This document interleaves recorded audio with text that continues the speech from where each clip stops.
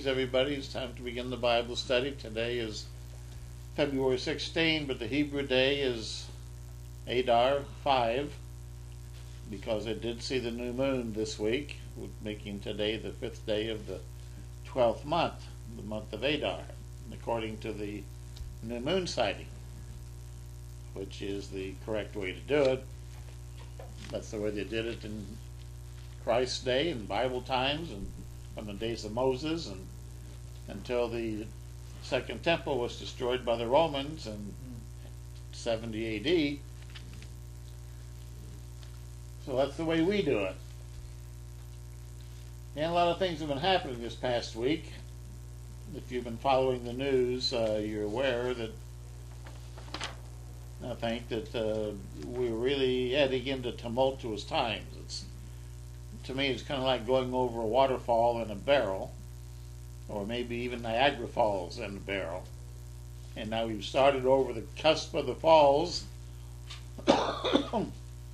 We're in the barrel, we're going down in the flood tide, or the cataract, and we're going to hit the water below, and maybe the rocks, and the whole world is on a short fuse right now. And I guess I shouldn't mix my metaphors, but things are about to explode, even as we're going over the waterfall in the barrel, and things are about to just crack wide open, and the world's going to explode, and great tribulation is going to begin.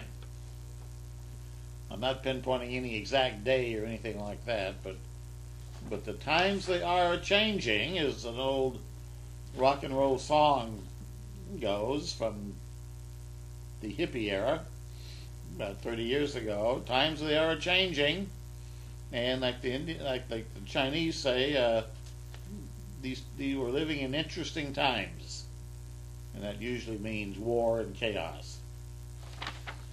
Nick Wood sent me a brief note this week. I just received it today,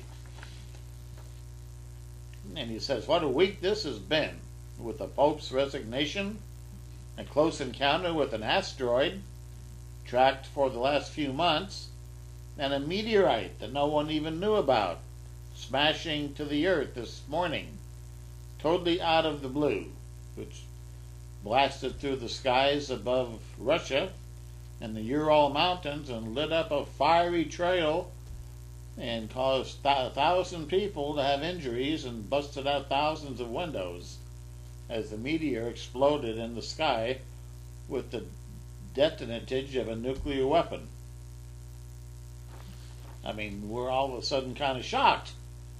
People are just kind of in awe of what's happening, and it's beginning to happen, bang, bang, bang, almost like firecrackers going off. We used to hear, as we were living in Kaohsiung, China, in a compound. My dad was in the U.S. Navy. And the Chinese loved their firecrackers. They'd have these packets of little, I forget what they call them, but just packets of firecrackers, like almost like ammunition on a belt. The little firecrackers would all be tied together in rows, and they'd light the end, and then they'd start to go bang, bang, bang, just like a machine gun. And that was the way they would celebrate. And by the way, it just dawned on me, was it last Sunday or this Sunday is the Chinese New Year?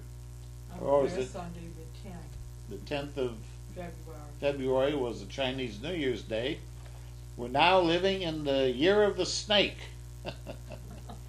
The snake. Now, I know there is a snake mentioned in the Bible. In Genesis chapter 3, there's a snake mentioned. The snake that deceived and seduced and led astray Eve, who then led her husband astray. And then that snake led the whole world astray. That old serpent called the dragon, the devil, and Satan. That's the name of the snake. He's actually like a cherubim or a seraph, and one of his forms is that of a flying snake. Some people don't believe there is such a being, and I just feel pain in my heart that they're blinded to the existence of the devil. But there is a devil, and it is not pagan, and the devil is wanted to become God. Satan wanted to become God. His other name was Lucifer. And he's also called the Destroyer. And in the Hindu religion, they actually have a trinity: Brahma, Vishnu, and Shiva. Brahma, Vishnu, and Shiva. And Shiva was the third in that trinity, and he was a destroyer. And he's a type or antitype of Satan the devil. But Lucifer never became God. He tried, but he failed, and he was cast back out of heaven to this earth.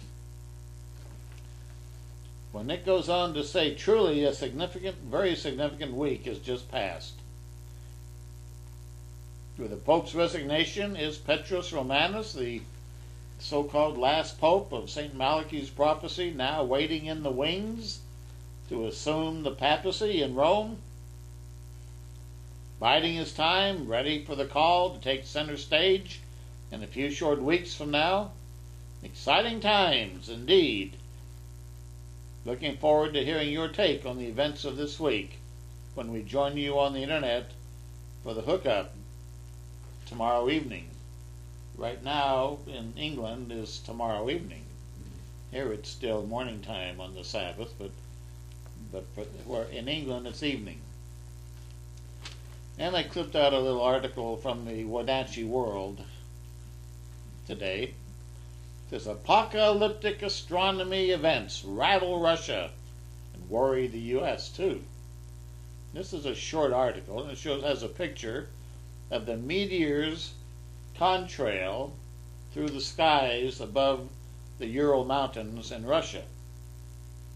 And the article says a meteor streaked across the sky and exploded over Russia's Ural Mountains with the power of an atomic bomb today. Its sonic blast shattering windows and injuring 1,000 people. The spectacle frightened so many Russians, with some elderly women declaring that the world was coming to an end.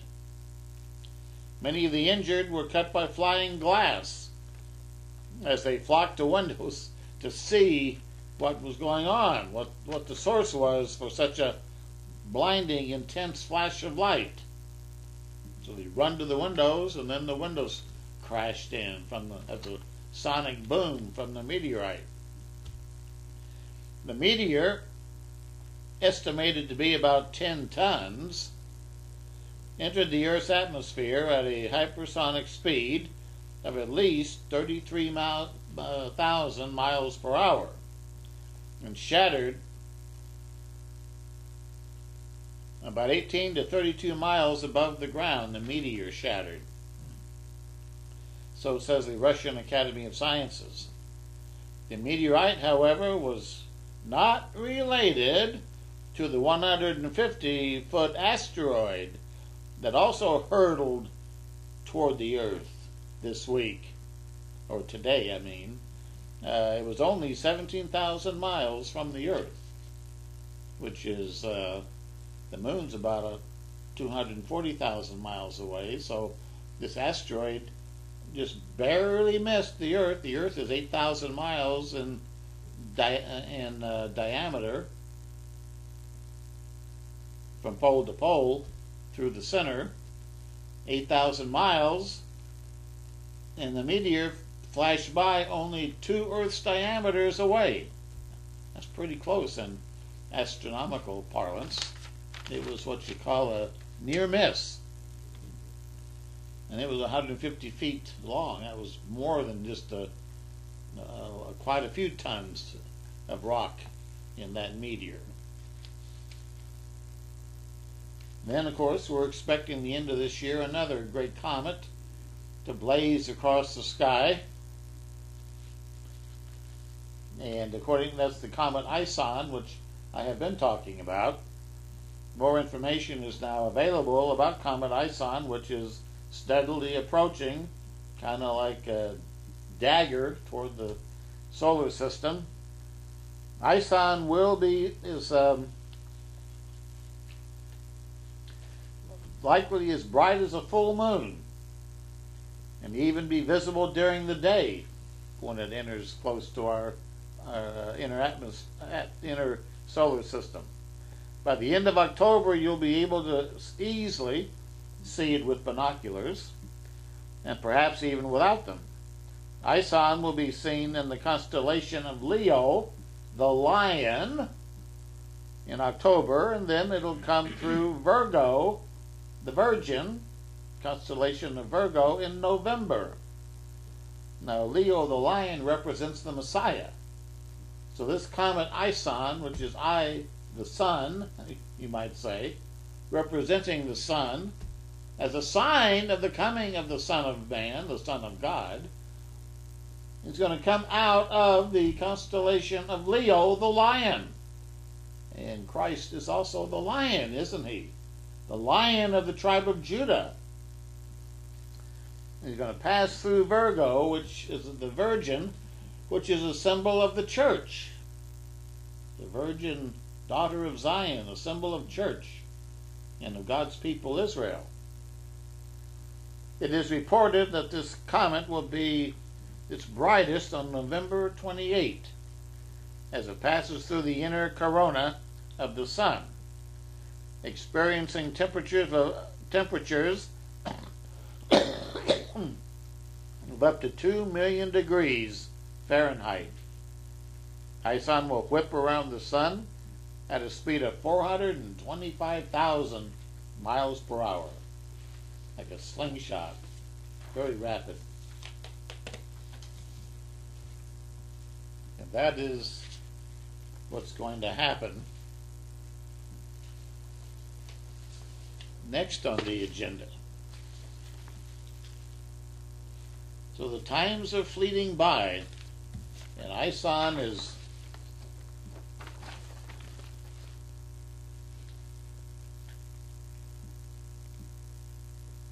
going to be the most spectacular cometary display in 1,000 years, if not longer.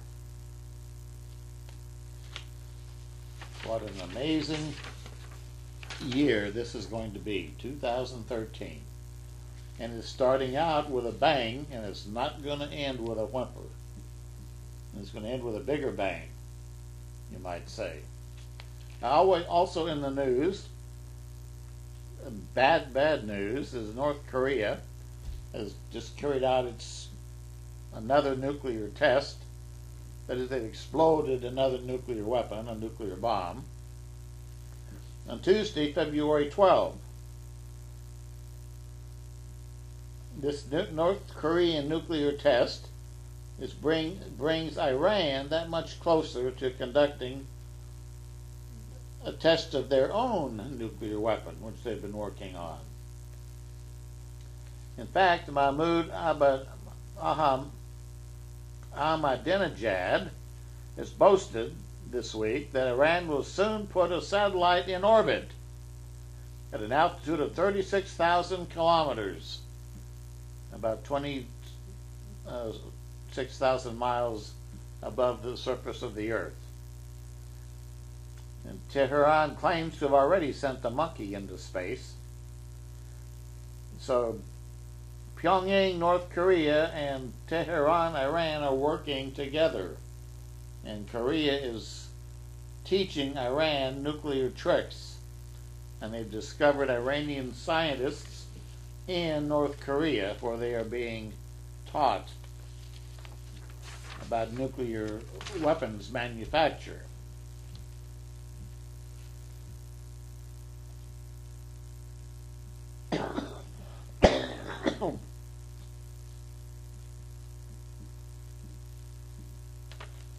Well, these missiles from Iran and North Korea are able to strike the United States. North Korea already has missiles that can hit the United States. And they are being led by this, well, the son of a dictator, who is also the son of a dictator, and they're so irrational and so full of hate that there's never been an end to the Korean War. Did you know that? The Korean War did not end. There never was a peace treaty signed. There was a cessation of hostilities, a ceasefire, an armistice, but no conclusion. Technically, the Korean War is still unending. There's just no obvious action. It's just a temporary armistice or holdback, you might say.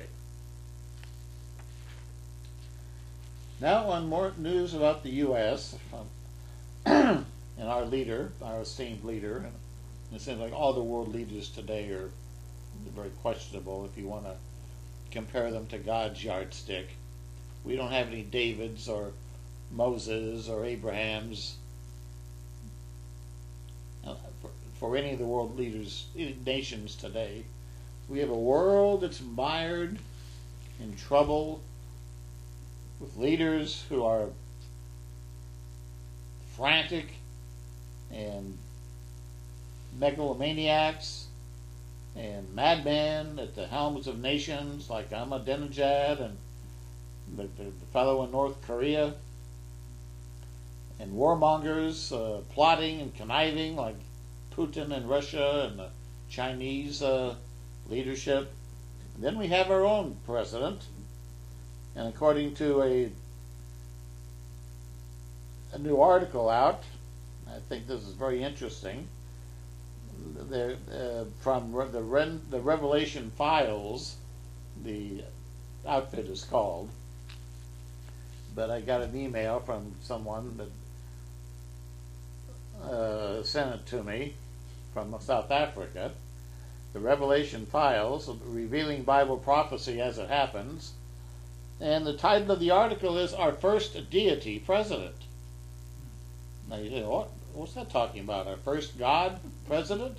Is our president a god? Well, you know they worshiped the ancient Caesars of Rome as deities. They were sons of God.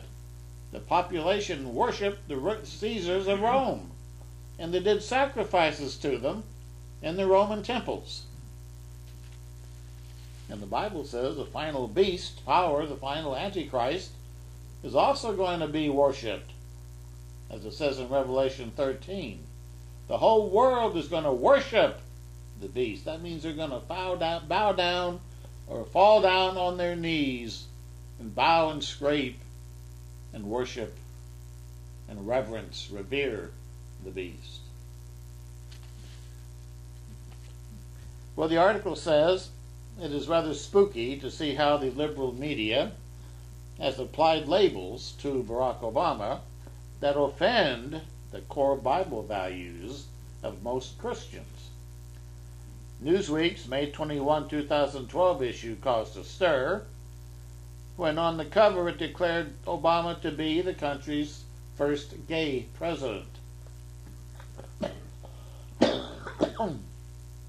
The president lived up to the title when speaking about civil liberty accomplishments. He gave the first ever shout out to a gay bar in an inaugural address. Well, as an article by Jerome Corsi shows from WorldNet Daily, Obama is our first gay president. At least he was a gay president. And he used to attend gay bars in Chicago as a young man, and even as perhaps a senator.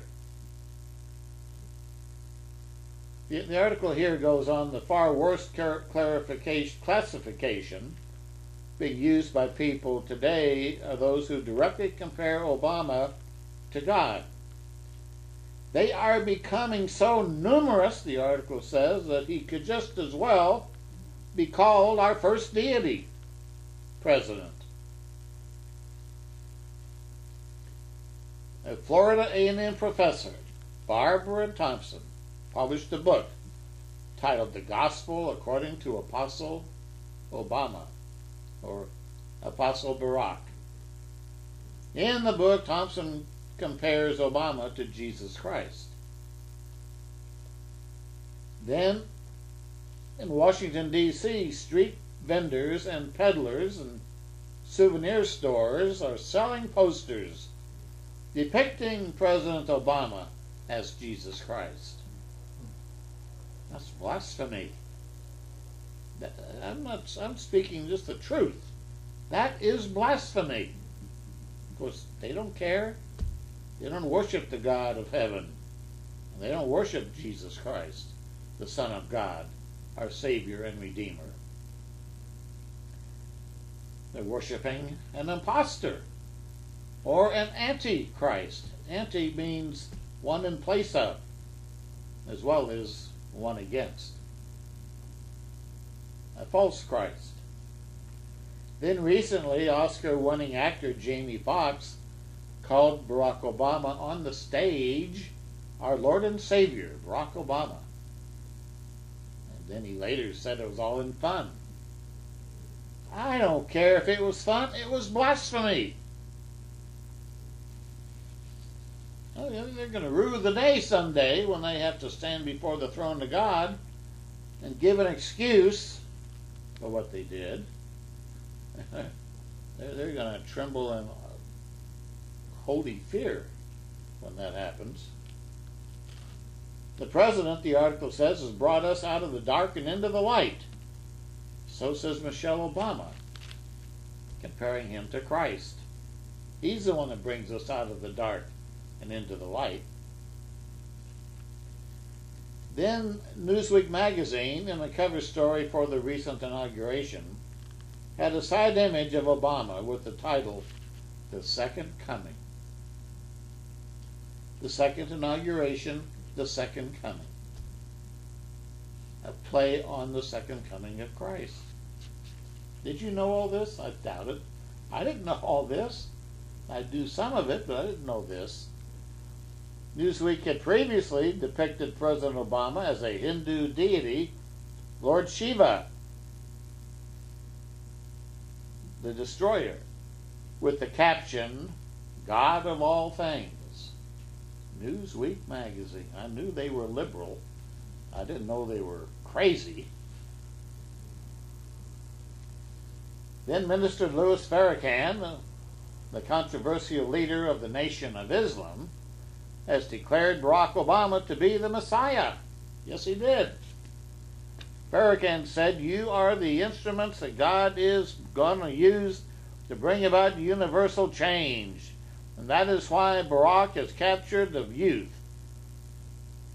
And he has involved young people in a political process that they didn't care anything about previous to Barack Obama coming on the scene. Young people couldn't care less about politics. But he energized them. Suddenly found somebody to worship. And they became energetic.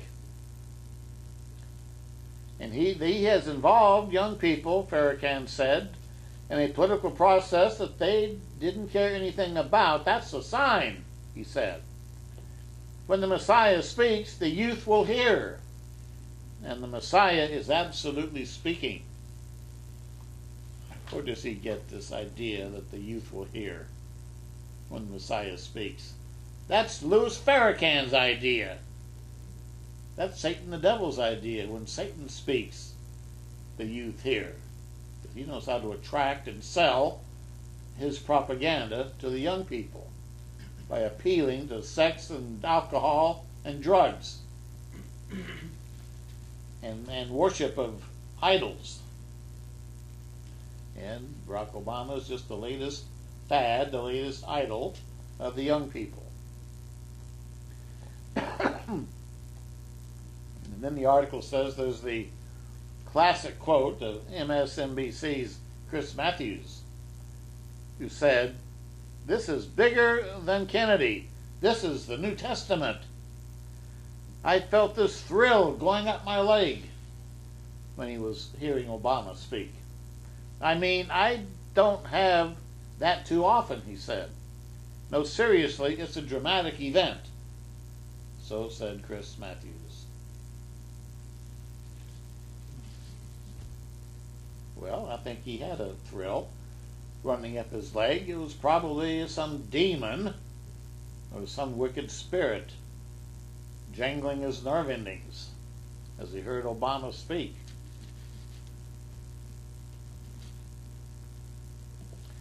The article writer says the most troubling thing about these divine remarks about Obama is that there have been no rejections of these statements from the man himself. He endorses it, in other words, quietly. By ignoring it, he endorses it, parading around as if it's normal. He says, I know the president lives in a bubble, but he has to be aware that people are making these blasphemous comments about him.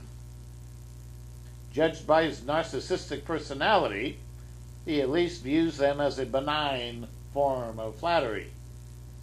Knowing the corrupting nature of power, I fear he may actually agree with his admirers. Then he says, I see this unnatural affection for President Obama as one huge demonic delusion.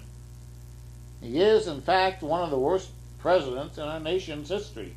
One of the worst?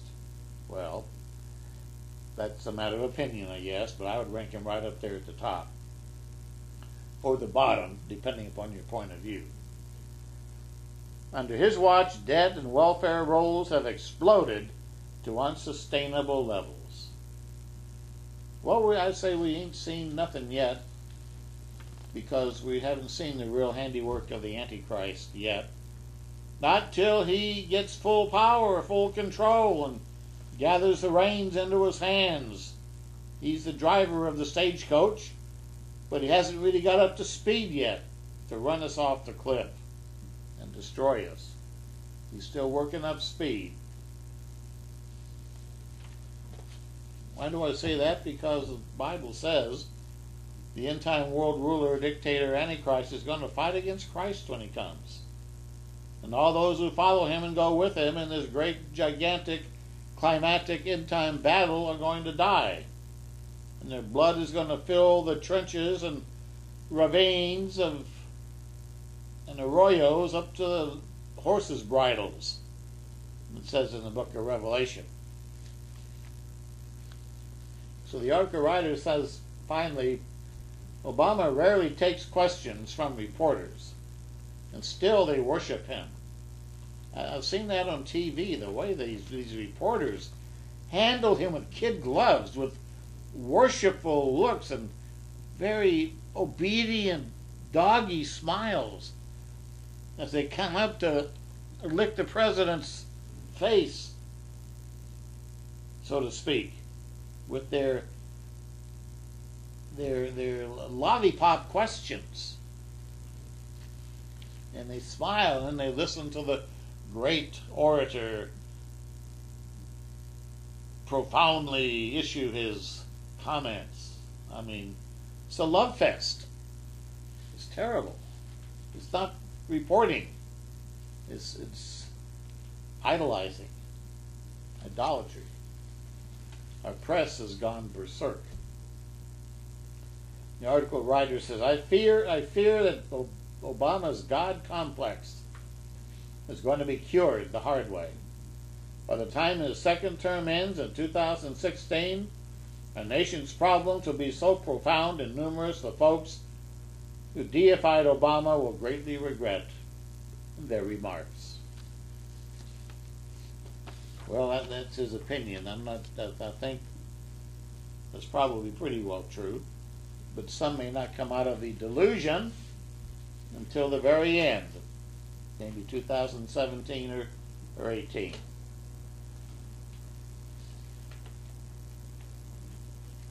Now, the next thing I want to talk about is from Personal Liberty Digest.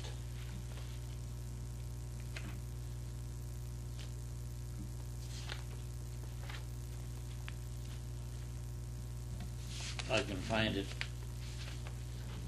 here.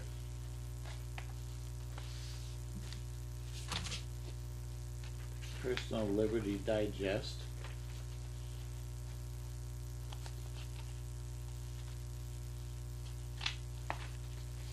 Well, okay.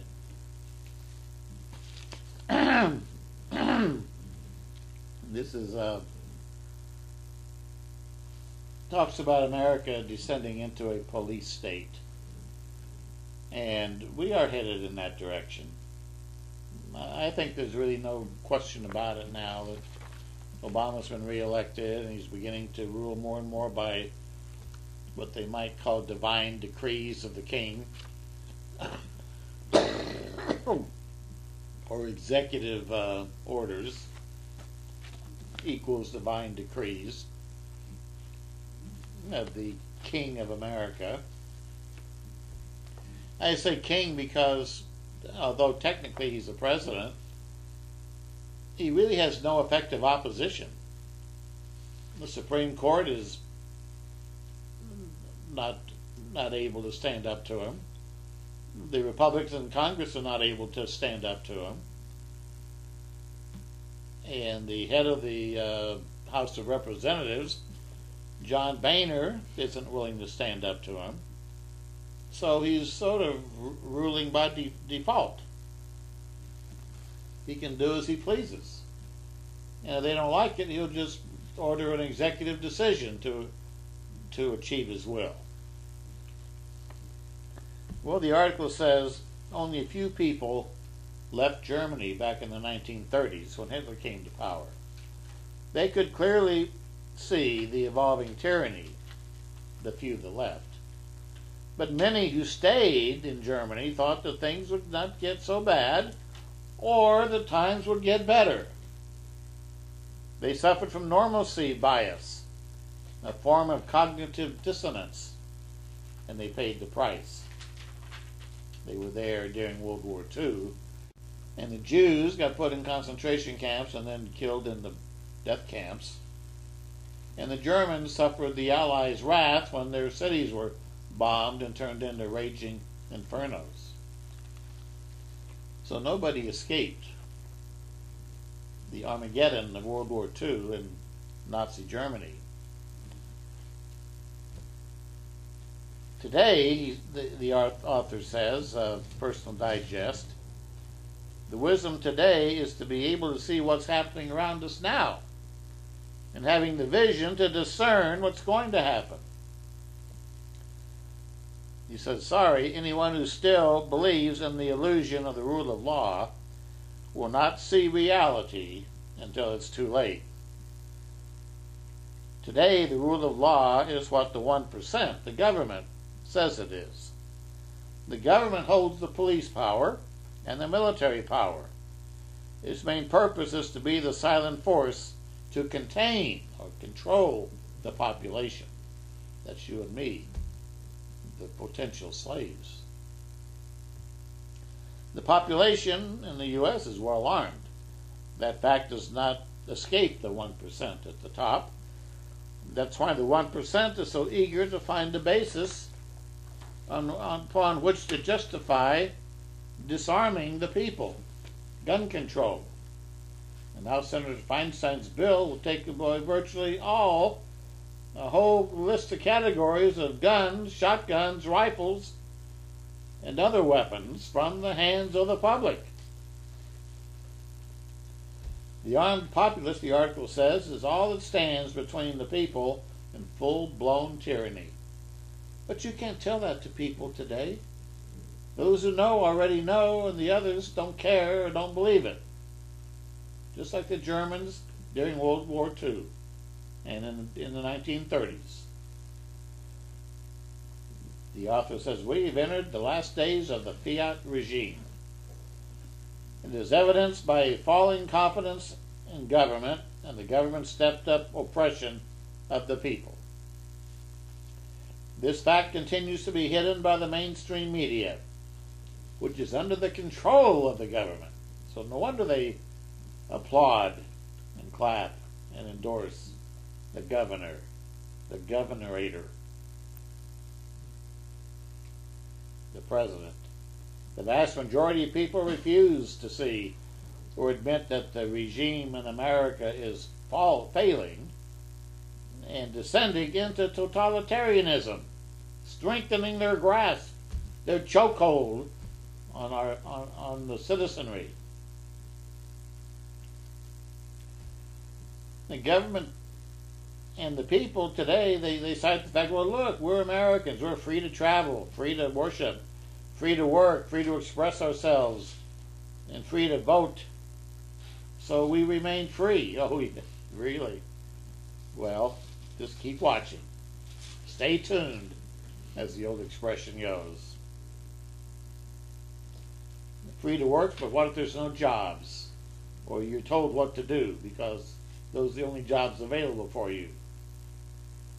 Free to worship, or what? Are you free to believe what you really believe? Or are they going to clamp down on churches in the near future? Free to express yourselves? Well, be careful. A lot of people try to express themselves and been arrested and thrown in prison, especially at political rallies. There are many signs, he says, that America is not far removed from tyranny, seen in the former Soviet Union and in the depths of Mao-ruled China.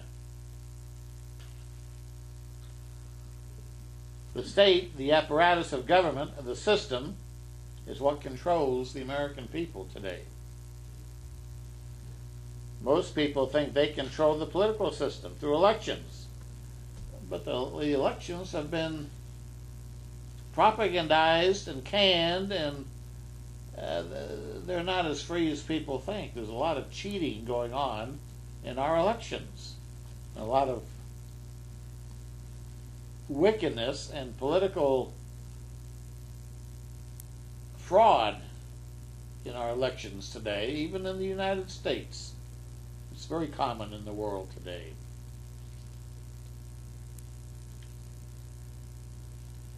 This article writer says, if there is constant enmity and actually silent war between the government, the state, and the people, then why is there no physical conflict?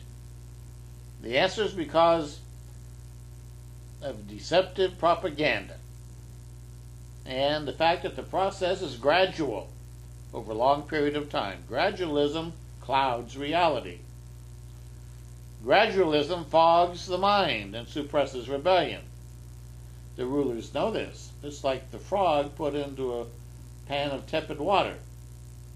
Or a pot of tepid water, you turn the water up to a higher temperature, it begins to get warmer and warmer and warmer until finally it's boiling. But because it was so pleasant to begin with, the frog doesn't catch on to what's happening because the rise in temperature is gradual. The frog doesn't catch on until it's been numbed. And by the time it gets too hot, the frog just can't do anything. That's the way slavery works. That's the way tyranny works.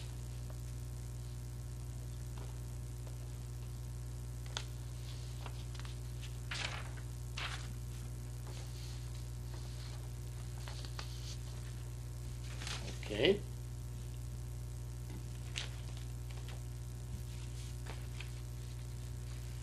So our country is getting more and more like Germany,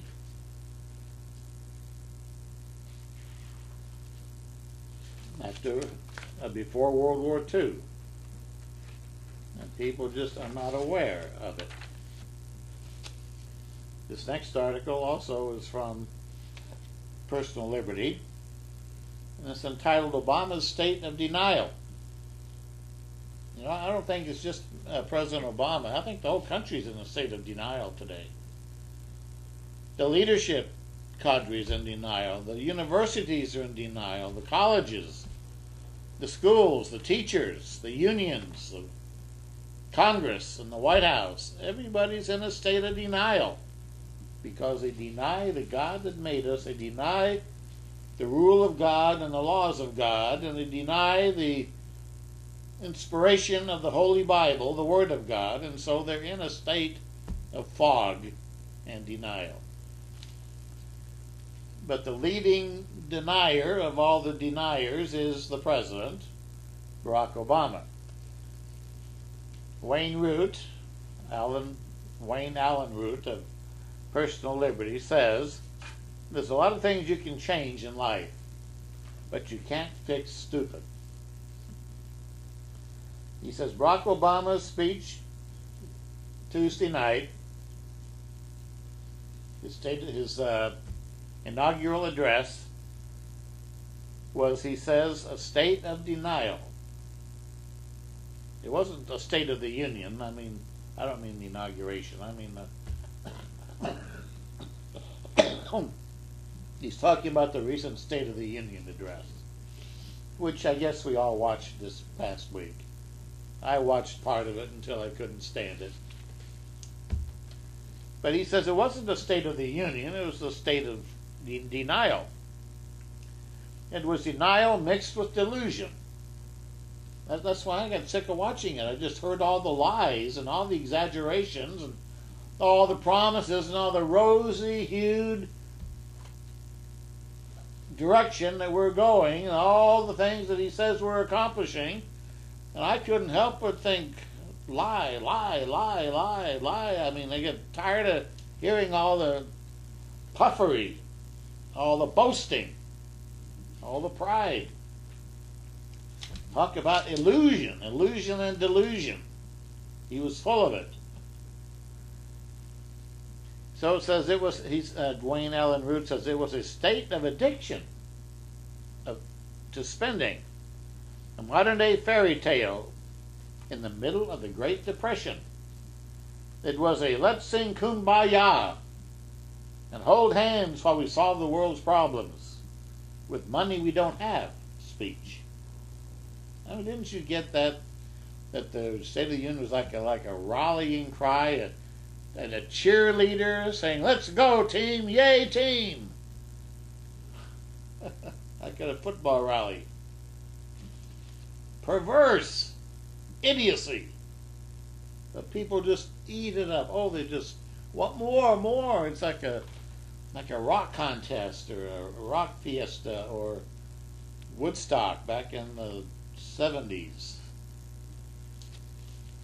Smoke drugs, like the hippies used to say, smoke drugs, tune in and drop out. Have your hippie music, your marijuana, your LSD, and just dance and sing and have fun until you're stoned and you just fall over in a coma. That's the society, that's the world, that's America today, where it's ready to fall over in a coma. So Wayne Allen Root says, here's how Obama solves problems.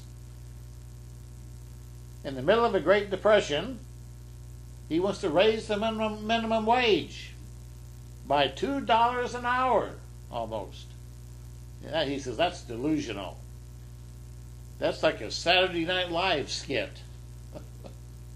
How can you raise minimum wage in a country where you have 20 million unemployed and you don't have jobs for many people? You're going to raise minimum wage and put more companies out of business because they can't pay it, they can't afford it. And of course, if you do that, what's going to happen? On the other end of the spectrum, prices are going to go up for everybody else. If you have to pay more at the lowest level as a wage, you're going to have to charge more for the goods you produce and the services you render. You can't get something out of nothing. He says, in the middle of a Great Depression, he wants to raise taxes again and again. Only he just raised them. In Obama's world, we raise taxes every few weeks. In the middle of a Great Depression, with a government $100 trillion in debt,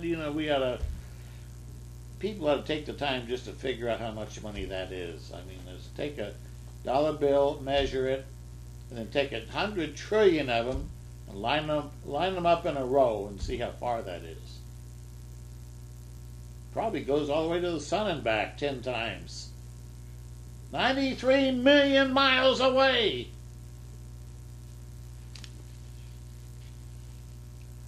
$100 trillion we're in debt in this country, counting unfunded liabilities. That's not just the national debt, that's over 16 trillion. But 100 trillion is about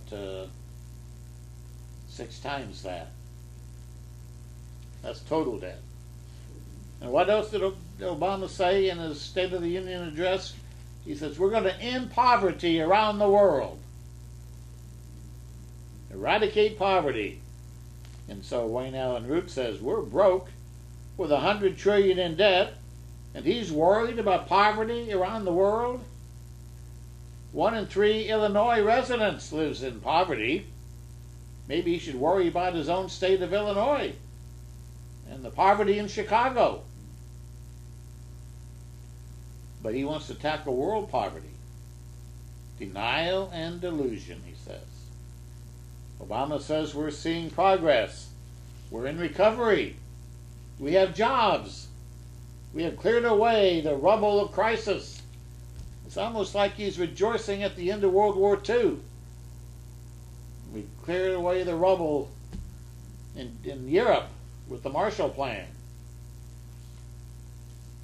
This is all figurative speech. They haven't cleared away the rubble. Go visit Detroit. Go see the results of American unemployment. Detroit, Michigan. Dilapidation, deterioration, and rubble.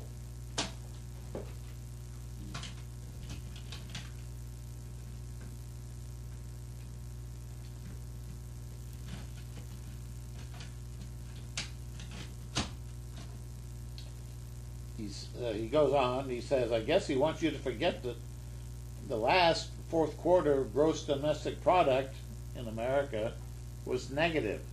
It was a minus. Our economy is actually in contraction. It's getting worse. 11,000 Americans join the food stamp rolls daily. This isn't a recovery, he says. It's an economic disaster.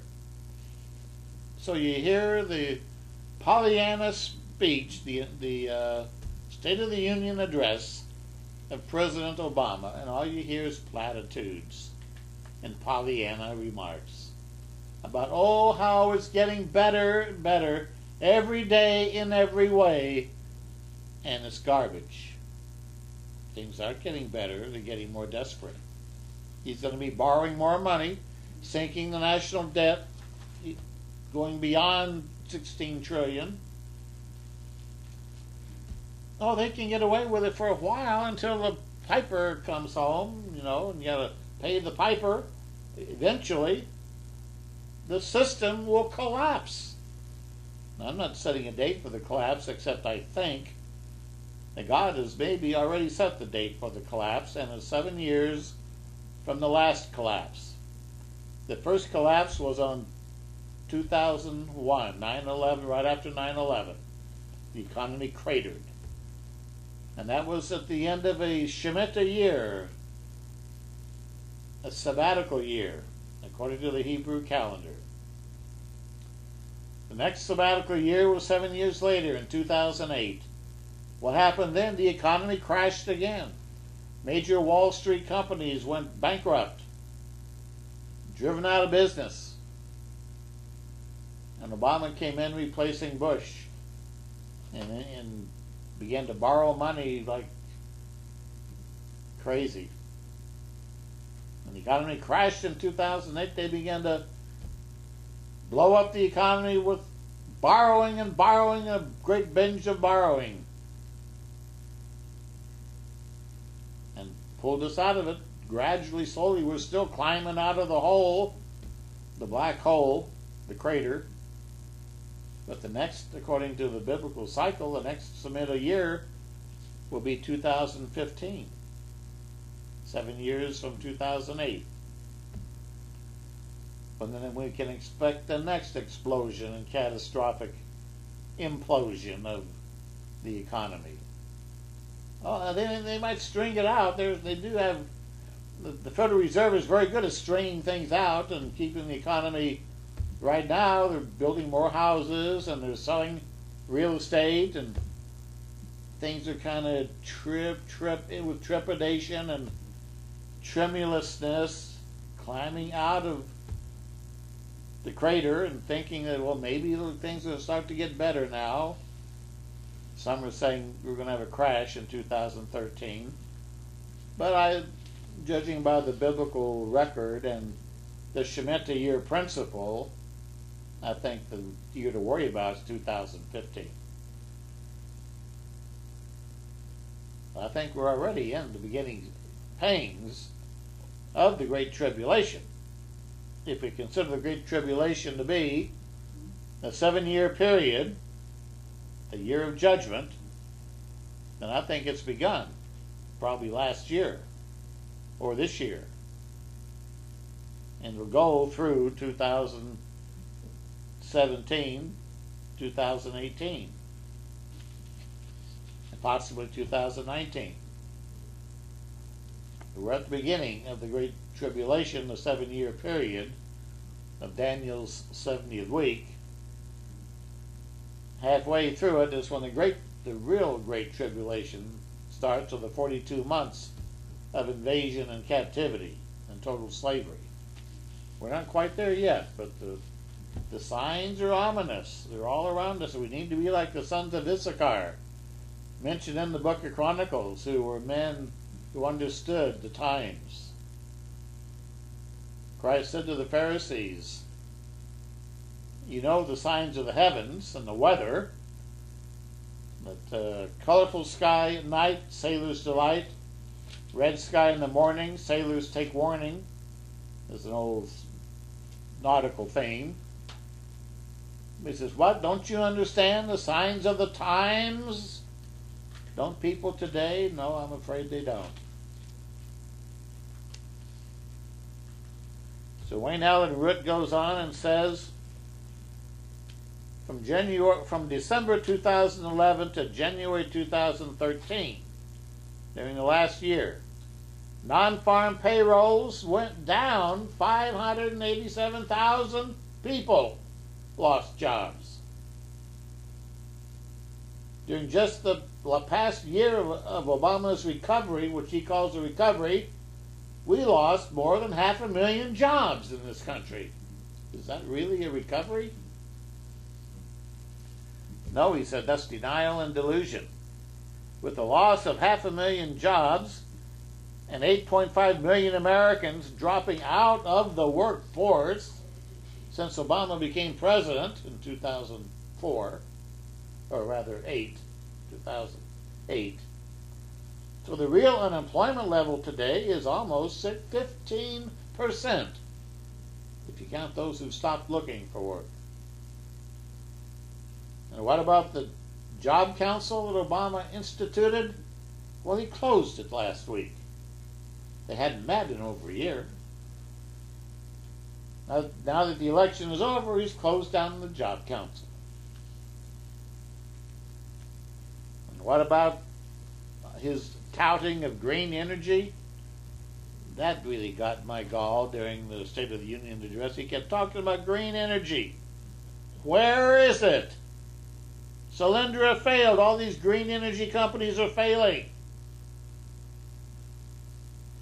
The green energy cars that Obama wants GM to make aren't selling. The green energy capital of Europe is Spain. Spain's economy just collapsed. 26% unemployment in Spain. 50% of the Spanish youth are unemployed. He says the proof is now in. The proof is here now. There are no green jobs. Forget about it. Denial and delusion. We've been taken to the cleaners. We've been lied to. There are no green jobs. Obama gloated about a housing recovery. He said, but let's see, if your home went from $500,000 in value down to $100,000 in value, and now it's gone back up to $125,000, is it time to gloat and be happy? You lost $375,000 in the last 5 years. You make back $25,000 of that $375,000, should you really be happy and say we're in the middle of a recovery? Because Obama gloats and declares victory. But that homeowner is still bankrupt, underwater on his mortgage, and in foreclosure. That lousy $25,000 increase versus a $400,000 loss during his first term isn't really very helpful. Denial and delusion. Then Obama, I heard this too, he said he's going to get rid of tax loopholes. He's not only raising the income tax on the so-called rich, those who make above a certain level, you know, but he's also going to close tax loopholes. Whoops, you better watch out. You own a house, there goes your mortgage deduction. You can't declare your mortgage interest, there goes your interest deductions. The loophole that Obama refers to, he says, is our mortgage deduction. He wants to take it away in the middle of a housing collapse already worse than the peak of the Great Depression. This will cause overnight another housing collapse. We'll all lose 40% of the value of our houses overnight if our mortgage deduction is eliminated. Then again, Obama said that he's already cut $2.5 trillion from the budget. Hey, you believe those bananas? Think about it. He said we're halfway home to $4 trillion in cuts. Wayne Allen Root says this is Chris Rock funny. I would say this is Bob Hope funny. This is Jack Benny funny. This is Red Skelton funny. This is utter nonsense funny. Think about it. Obama didn't cut anything. The fiscal cliff deal just added $4 trillion to the national debt. The first tiny cuts that were made were revealed by the Office of Budget and Management to be money that was never going to be spent anyway. So therefore, nothing was cut because they weren't going to spend that money anyway. So Obama cut nothing. Zero. Zip. Nada. Ninguna. Nothing at all. The man who promised to cut the deficit in 2008 instead doubled it. The man who called President George Bush a disgrace and unpatriotic for adding $4 trillion to the national debt in 8 years, but he added $6 trillion himself in just 4 years. The guy who says we're halfway home to solving our national debt problem, it's a state of denial and delusion. What can we say? And just a short notice at the same time, I want to mention that Obama has picked John Brennan to be the new head of the CIA, the Central Intelligence Agency. Did you know that John Brennan converted to Islam a few years ago while he was in Saudi Arabia? So the one that Obama wants to be the head of the CIA is a Muslim convert. This is a shocking story. Former FBI agent and Islam expert John Guandolo is long warned that the federal government's being infiltrated by members of the radical Muslim Brotherhood. Guandolo now is warning that by appointing Brennan to the CIA directorship, Obama has chosen a man who is not only naive, but also picked a man who is himself a Muslim. Mr. Brennan converted to Islam when he served in an official capacity on behalf of the United States in Saudi Arabia. His conversion to Islam was the culmination of a counterintelligence operation against him by the Saudis to recruit him. The fact that Foreign Intelligence Service operatives recruited Mr. Brennan when he was in a very sensitive and senior U.S. government position in a foreign country means that he is either, number one, a traitor, or, number two, he does not have the ability to discern and understand how to walk and live in those kind of environments. Either way, he'd be unfit to be the director of the CIA. Are you kidding me? One man said to Guandolo's allegations. The head of the CIA is a Muslim? For real? Are you sure? Guandolo asserted, yes, I am. The facts of the matter are confirmed by the U.S. government. Officials who were in Saudi Arabia at the time that John Brennan was serving there, and they have direct knowledge of these facts. Well, you know, it's like the way to take care of chickens in a chicken house is put a fox in with them. The fox will take care of those chickens. Isn't that right?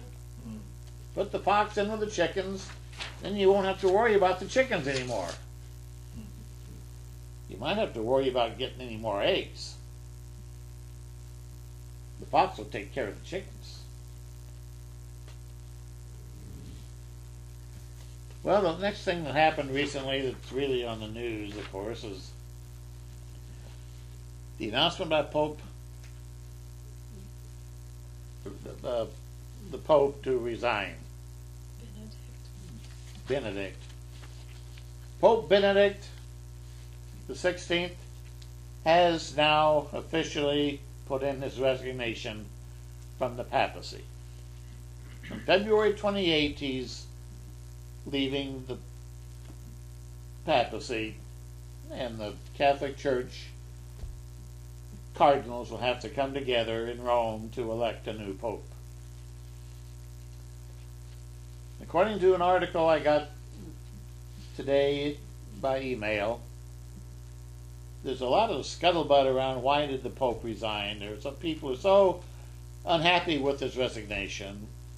And one person, whom I'll call Deep Throat, told me we all know that the Pope is sickly, but he said the fact of the matter is he has acute leukemia and not long to live. But that's on the QT. However, another report has come to my attention that the real reason Pope Benedict is resigning is to avoid arrest. Now, I'm not saying this for absolutely positive because I don't have any other sources yet to corroborate it. But I think we ought to look at it. The article says Pope Benedict resigned to avoid arrest and to avoid seizure of church wealth by the International Tribunal into Crimes of Church and State. This organization is called the ITCCS.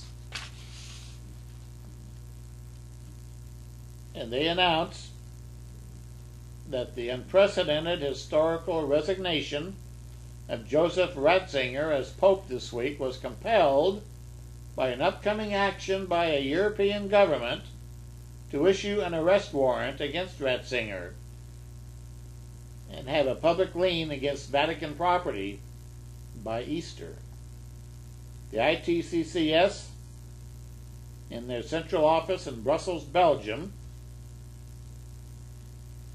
is now compelled by Pope Benedict's sudden abdication of the throne to disclose these details while they still can. One, on Friday, February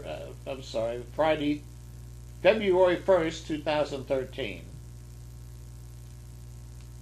their office conducted an agreement with representatives of a European nation and in courts to secure an arrest warrant against Joseph Ratzinger, aka Pope Benedict, for crimes against humanity and ordering a criminal conspiracy. The arrest warrant was delivered to the office of the Holy See in Rome on Friday, February 15. It allowed the nation in question to detain Ratzinger as a subject in a crime if he entered its sovereign territory. Then a diplomatic note was issued by the nation's government to the Vatican Secretary of State, Cardinal Tarcisio Bertone, Monday, February 4, informing Bertone of the impending arrest warrant and inviting his office to comply. No reply was received, but 6 days later, Pope Benedict resigned.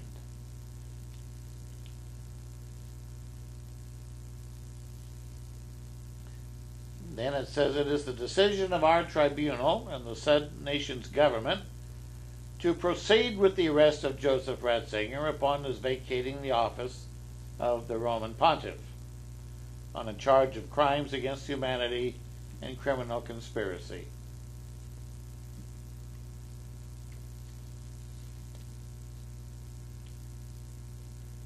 In closing, they say the tribunal acknowledges that Pope Benedict's complicity in criminal activities of the Vatican Bank was compelling his eventual dismissal by the highest offices of the Vatican.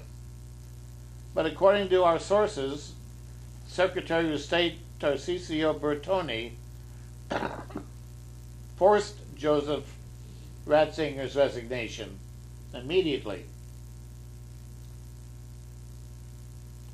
So that is the story behind the story behind the scenes of the Pope's sudden, unexpected abdication of office. This is the first Pope to resign as Pope in 600 years of Vatican history of popes. First one in 600 years.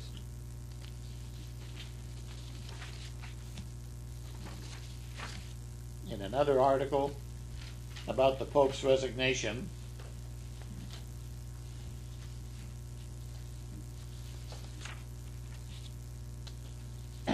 this is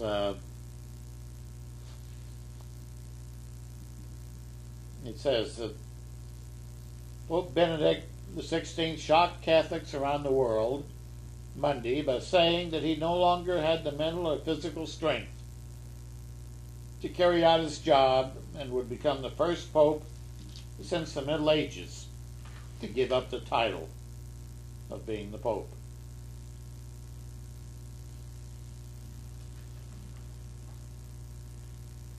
The abdication will take effect on February 28, and cardinals could gather as early as March to elect a successor to the papacy.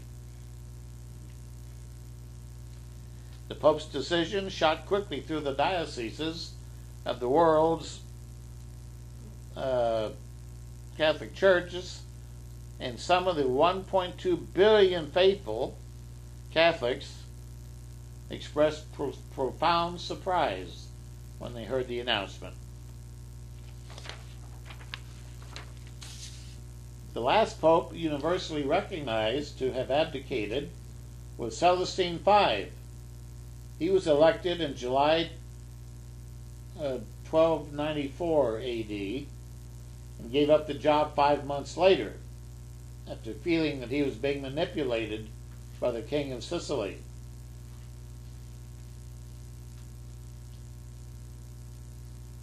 Benedict's abdication of the papacy clears the way for the College of Cardinals to gather at the Vatican to elect a successor, a process in which, interestingly, the United States is expected to have an unprecedented influence and sway.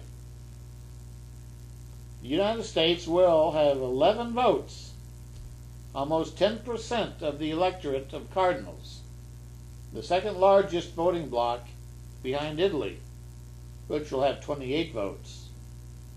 Germany, the home country of the current pope, will have 6 votes. So the American clergy will have unprecedented influence in determining the next pope.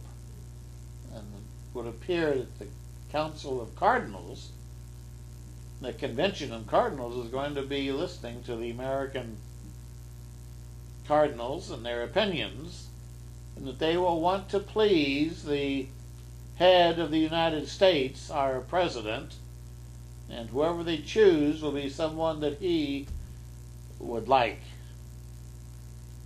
A relationship may be being created there and being built between the political head of the New World Order and the religious head of the New World Order. If you catch my drift, this could be a very important union.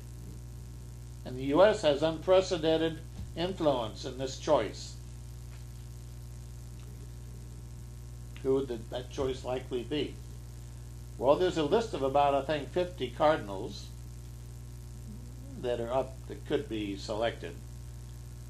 But among the cardinals mentioned as probable successors to the current pope are Angelo Scola of Italy, Peter Turkson of Ghana, a younger black man in his 60s, Mark Ouellet of Canada, and Francis Arinze of Nigeria, an older black man, and Christopher Schoenborn of Austria. And there are other candidates. It's interesting that when the Pope made this announcement of his abdication in Rome this week, on that very day, a few hours later, lightning struck the Vatican. According to the article, timing is everything. On February 11, Pope Benedict XVI announced his resignation, making him the first pontiff in 600 years to do so. Hours after the shocking announcement, lightning struck St. Peter's Basilica in the Vatican. Is it just a coincidence? Agency France Presse targeted this photo of the lightning and wrote, "Lightning strikes St. Peter's Dome at Vatican on day the Pope announced resignation." By Filippo Monteforte. Well, you can believe in coincidence, but I think of all the days for lightning to strike the dome of St. Peter's, isn't it interesting that it struck it on that day, the day the Pope resigned? Boom! Crash! Lightning! St. Peter's Basilica, the leading church of the Vatican, at the Vatican.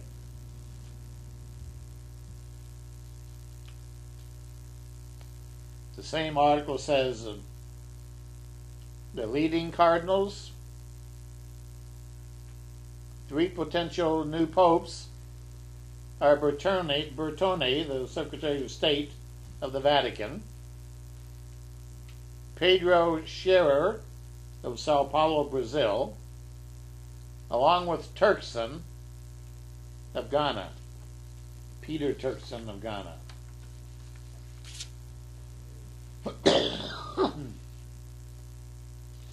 Now, Jerome Corsi, a writer for WorldNet Daily, and a man who's written many good books on what's happening in the world today, done an excellent research, analytical reporter, investigative reporter, says it has the Final Pope authors of a book called The Final Pope had predicted Benedict would resign They said he would resign in 2012 to 13, and he has now resigned. These authors are Thomas Horn and Chris Putnam. Their book is called The Final Pope is Here, Petrus Romanus, about the final pope.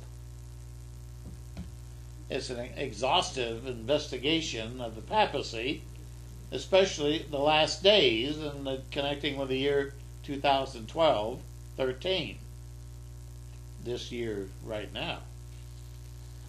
And Jerome Corsi says, although a Roman Catholic Pope has not stepped down in nearly 600 years, the startling resignation of Pope Benedict XVI was predicted by the co-authors of a book published last spring about a medieval prophecy that the next pontiff would be the last pontiff.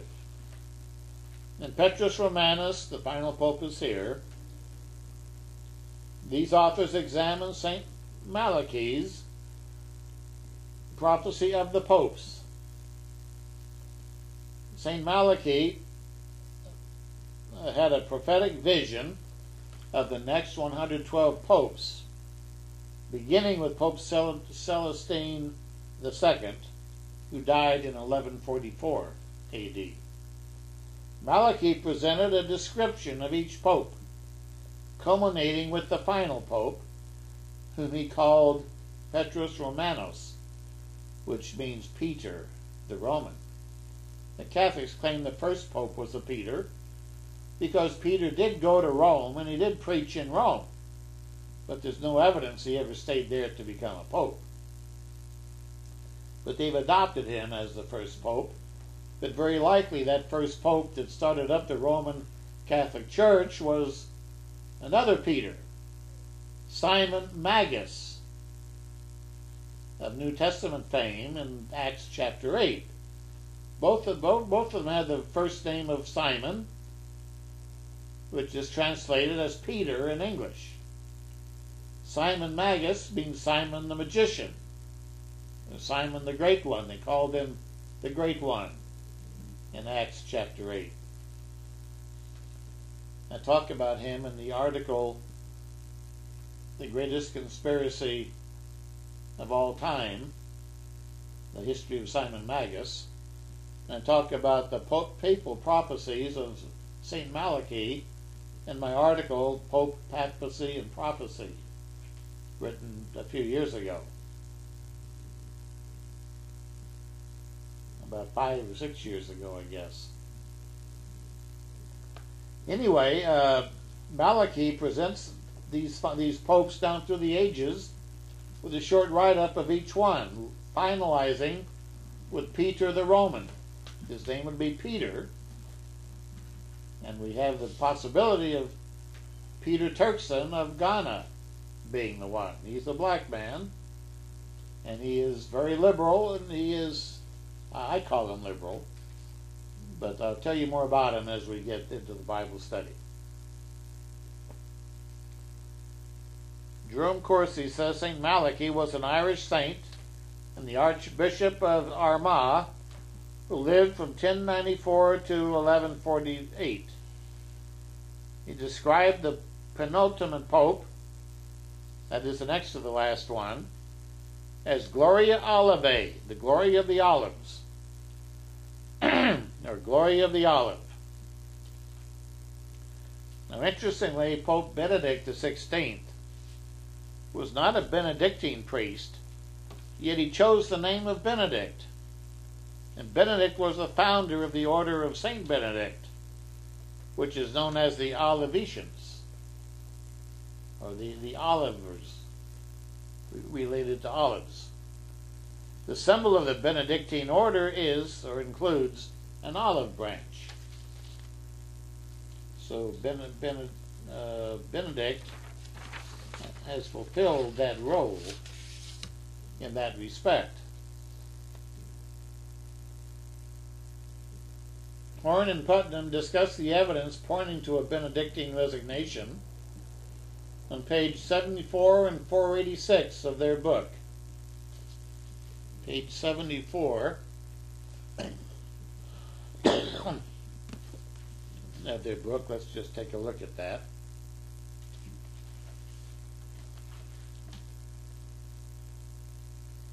On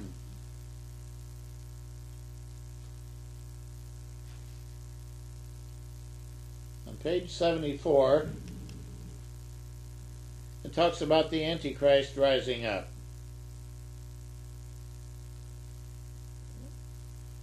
The king of Tyre. And some believe this refers to Lucifer himself, Isaiah chapter 14. But it also refers to a man.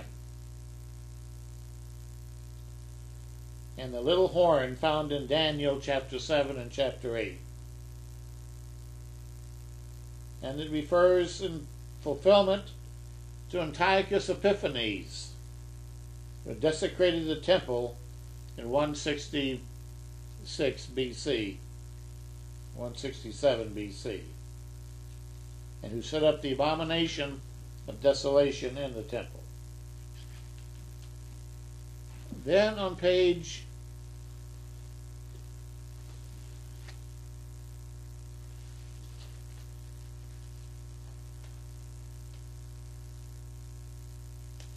281,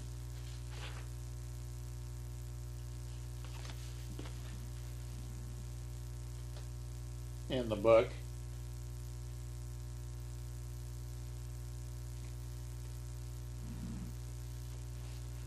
well, let me get back to that later. If I have time, I'm running out of time. But the Malachi's final pope listed on his list of popes is Petrus Romanus. In the final persecution of the Holy Roman Church, he wrote, there will reign Peter the Roman, who will feed his flock among many tribulations, after which the seven-hilled city of Rome will be destroyed, and the dreadful judge will judge the people. Now, that's talking about the second coming of Christ. The dreadful judge is God Almighty himself in Christ, who's going to judge the nations and the world when he returns.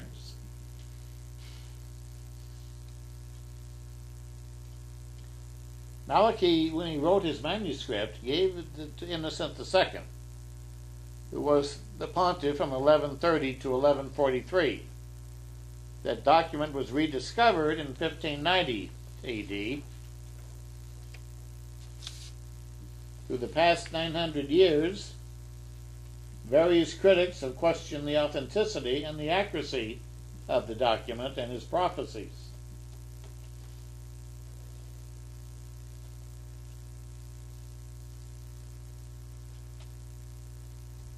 In Petrus Romanus, Horn and Putnam say that after 1595, the prophecy of the popes of St. Malachi was open to scrutiny by all the world. They had access to it. And a modern version of his prophecies was published in 1969 by Archbishop H.E. Cardinali of the Apostolic Nuncio to Belgium and Luxembourg. Cardinali wrote, it is fair to say the vast majority of Malachi's predictions about successive popes is amazingly accurate, always remembering that he gives only a minimum of information. Horn noted that Benedict's brother, George Ratzinger, who's also a Catholic priest, suggested last year that the pontiff might retire at age 85, arguing Catholic law would allow for him to step down if his health wouldn't allow for him to continue. Benedict himself made a case for papal resignation in a book-length interview called Light of the World. So he agrees that as a pope can step down. Now, the leading candidates today, one of them is Peter Turkson of Ghana. Turkson reveals that he has a vision for the church. and alternative lifestyles for people within the church and whom the church is attempting to convert. The cardinal would become, or could become, the first black pope in the Vatican. He says the Roman Catholic Church faces grave challenges today in remaining relevant to the modern world. He laid out a conservative vision of how to deal with society's alternative lifestyles.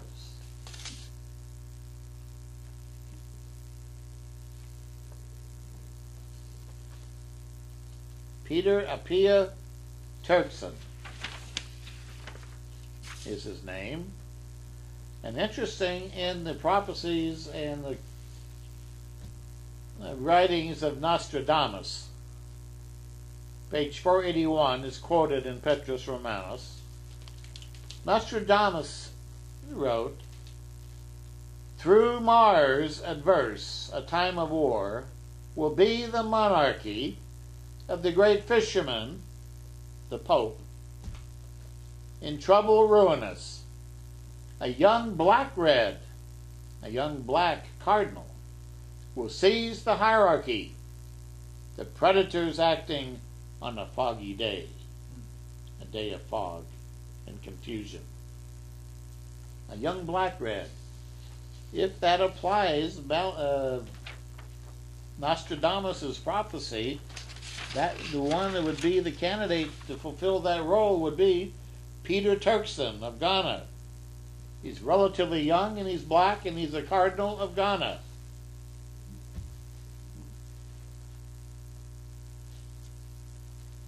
Turkson is the president of the Pontifical Council for Justice and Peace. He has been considered capable of being the Pope since he was appointed to this post by Benedict XVI in 2009, amid speculation that the next Pope would probably be from Africa, as part of the Catholic Church's attempts to modernize and reach out to a huge Catholic congregation in Africa and south of the Sahel. Turkson was born in western Ghana to a Methodist mother and a Catholic father. During 2003, Pope John Paul made him the first ever Ghanaian cardinal, and Pope Benedict XVI appointed him president of the Pontifical Council for Justice and Peace, a role which sent him around the world, mediating in countries such as the Ivory Coast in 2011, as a peacemaker, a reconciler, a negotiator. In October of 2011, Peter Turkson called for the establishment of a global public authority and a central World Bank. And he has come out in favor of a Robin Hood-style tax on large financial transactions worldwide. When he visited Britain with Pope Benedict in 2010, he was singled out as a possible successor. Time is marching on. Prophecy is being fulfilled. We are about to see, very likely, the final Pope, who will become cohorts with the beast of Revelation. In Revelation 13, the first beast is the Antichrist, who will rule all nations. But after him comes up a second beast, who looks like a lamb, but speaks like a dragon, a snake. And that beast represents a pope, or a false religious leader, who will be the leader of the world's end-time united religious faith, led by the Catholic Church. That could be Peter Markson. Keep your eyes open. Prophecies are crescendoing now. They're just coming together, it seems like one right after another. We got to stay alert. Keep our eyes open. pray as we've never prayed for God's kingdom to come and for His protection for His people in the days ahead.